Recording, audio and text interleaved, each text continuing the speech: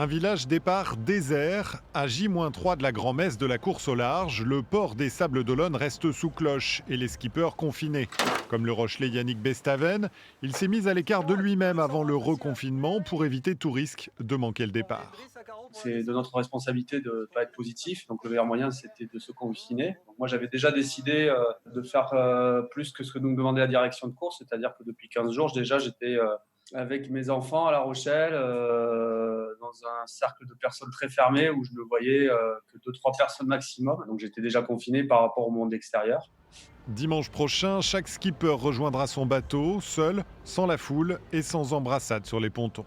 C'est sûr que le passage du chenal sans personne, ça va faire bizarre. On va avoir l'impression de partir en entraînement et pas forcément sur un tour du monde. De toute manière, moi, je ne me pose pas des questions, puisque comme il faut faire avec, donc moi, je me concentre déjà sur la météo et ce qui va nous arriver dans les premiers jours de course.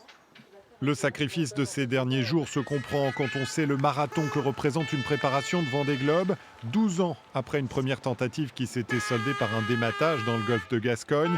Cette fois, Bestaven est plus que prêt, avec un bateau très compétitif.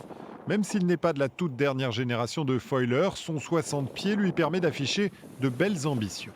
La première, c'est de passer la ligne d'arrivée du Vendée Globe déjà. Là, je l'ai juste devant moi, devant l'appartement. Là, je vois la bouée d'arrivée. Donc, je la regarde tous les jours. Et sportivement, j'aimerais pouvoir attaquer les entrées des mers du Sud bien positionnées, comme j'étais sur la Vendée Arctique.